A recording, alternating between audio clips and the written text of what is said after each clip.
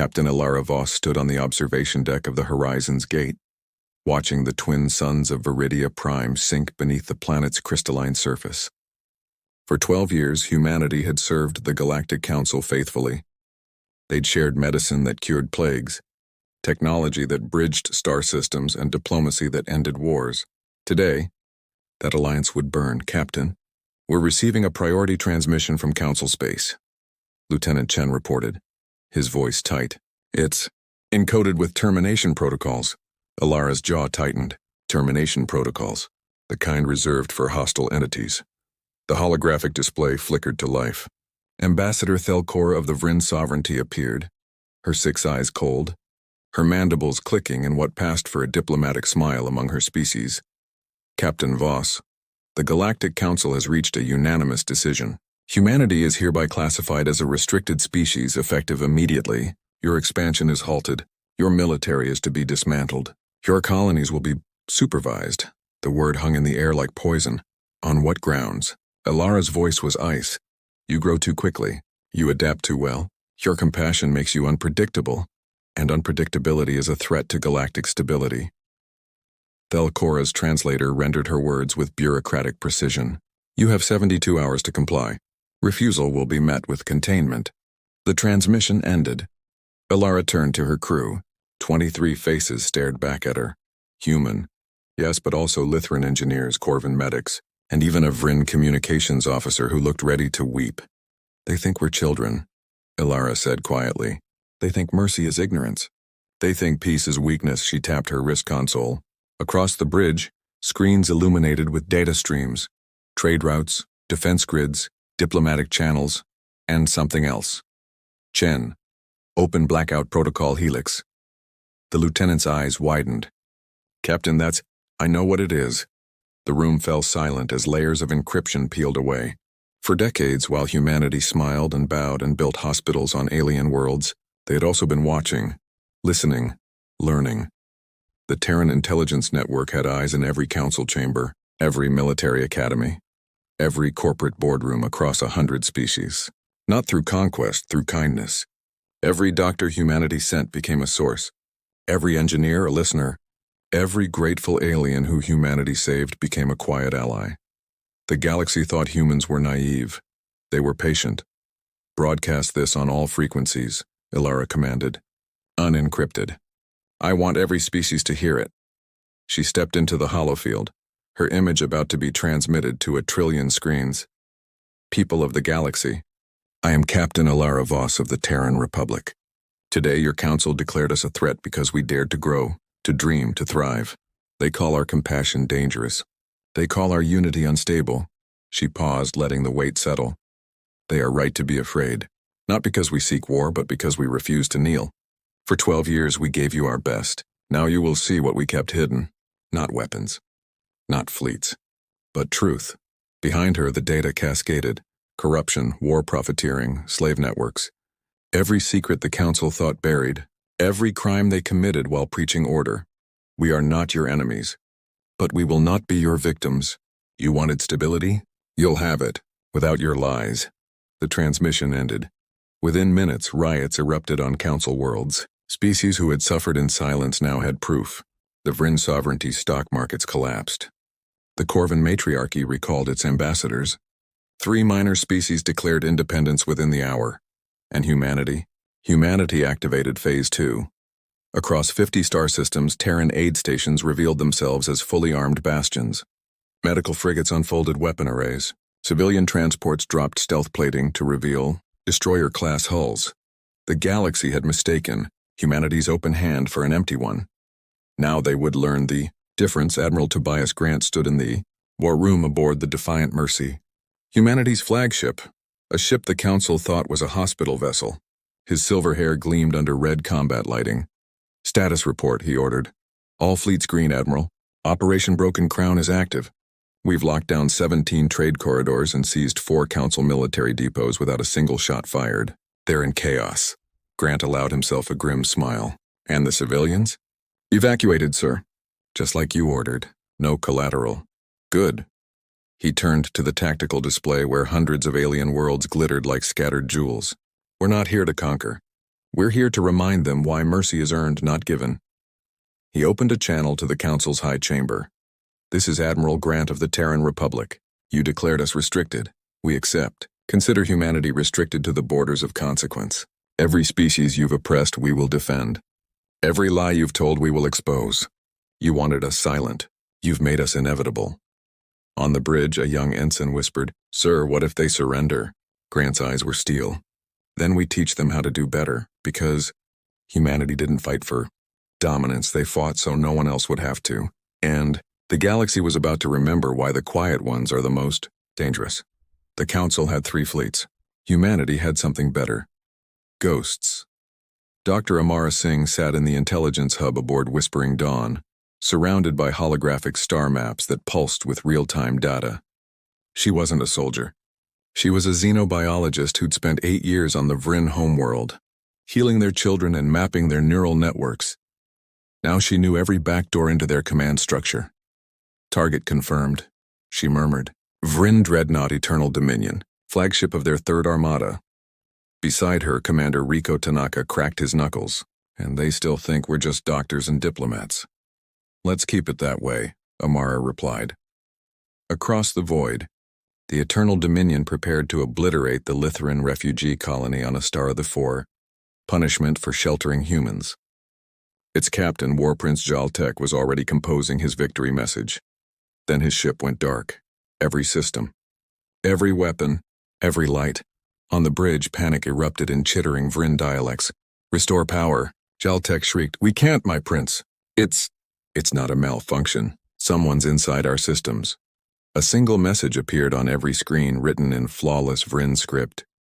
"You taught your children that humans were weak. Ask them who cured the Crimson Plague. Ask them who saved your hatcheries when the sunstorms came. We were in your homes, your hospitals, your hearts, and you threw us away. Now you'll learn what betrayal costs." The ship's life support rerouted, not shut down but optimized. Crew quarters flooded with sedative gases. Weapons bays locked from the inside. Escape pods auto-launched, sending officers drifting safely into space, awaiting rescue. No one died, but the Eternal Dominion, the Vryn's most feared warship, was now a floating museum of humiliation, and it was just one of 47. Back on Earth, in the underground nerve center known as the Grove, Director James Halford watched the operation unfold. He was 63, gray-bearded, and had spent 30 years building humanity's greatest weapon: trust. "Report," he said calmly. "All primary targets neutralized without casualties, sir. The Vryn, Corvin, and Thelian fleets are either disabled or in retreat. Civilian populations untouched." Halford nodded. "And the secondary objective?" A young analyst named Priya Lahiri stepped forward, her eyes bright. "Sir, we've successfully infiltrated the Council's central communication array. We're broadcasting evidence of their illegal genetic experimentation programs, their resource theft from pre-FTL civilizations, and—" she paused for effect, "the existence of the erased worlds." A murmur rippled through the room. The erased worlds. 12 species the Council had sterilized for being problematic. Entire civilizations wiped from existence, their histories scrubbed, their worlds repopulated. The galaxy thought the Council was justice. They were genocidal bureaucrats. "Make sure it reaches every independent network," Halford ordered. "Let the people judge." Within hours, the galactic net exploded. Protests, coups, resignations. The Thelian Prime Minister broadcast a tearful apology to humanity. The Corvin matriarchy began peace negotiations. 14 minor species formally requested Terran protection, and the Vryn sovereignty, War Prince Galactic, rescued from his own escape pod, was arrested by his own government and charged with provoking a superior intelligence. But humanity wasn't finished. On the contested world of Rilo Station, Sergeant Marcus Kane led a squad of Terran Marines through the smoking remains of a Council detention center. They'd liberated 3,000 prisoners, Lytheran activists, Corvin rebels, human colonists, and children. Marcus knelt beside a small Vryn girl, no older than 6 in human years. Her carapace was cracked, her antennae drooping. "Hey there," he said softly, offering her a ration bar. "You're safe now." She stared at him with wide, terrified eyes. You're human." Yeah, they said humans were monsters. Marcus smiled, the kind that reached his eyes. They lied about a lot of things, kiddo. Behind him, medics moved through the crowd, treating wounds, distributing blankets, reuniting families. No cameras. No propaganda. Just people helping people, because that's what humanity did. A Corvan elder approached Marcus, her forearms trembling. Why, she whispered. Why save us after what we did to you? Marcus looked her in the eye. Because someone has to break the cycle. Might as well be us. Meanwhile, aboard the Council flagship Accord's voice, High Chancellor Orenvi sat alone in his chamber. The amphibious leader of the Thelian Concordat stared at the flood of data overwhelming his screens. Military defeats, political collapse, public outrage, and a single message delivered directly to his personal terminal. Chancellor, we could have destroyed you. We could have taken everything. But we didn't. Because this was never about revenge. It was about accountability. The galaxy doesn't need conquerors. It needs conscience. You wanted us gone. Instead, you've made us necessary. Do better, or we'll remind you again. It was unsigned. Orenvi's hands shook as he composed his reply. How do we earn your forgiveness? The response came instantly. Stop asking us. Start asking them. Attached was a list. Every species the Council had oppressed, exploited, or erased. Orenvi wept, not from fear, from shame. In the cold dark between stars, humanity's fleets held position, not advancing, not retreating, just waiting, because the galaxy was watching. And for the first time in millennia, they were learning what strength really looked like. 3 months after the Betrayal Protocol, the galaxy looked different. Ambassador Ilara Voss, no longer just a captain, walked through the halls of Unity Station, humanity's newly constructed diplomatic hub. It orbited no world, belonged to no nation. It simply existed, a neutral ground built from scrapped Council warships and goodwill. Today, it hosted the impossible, a peace summit.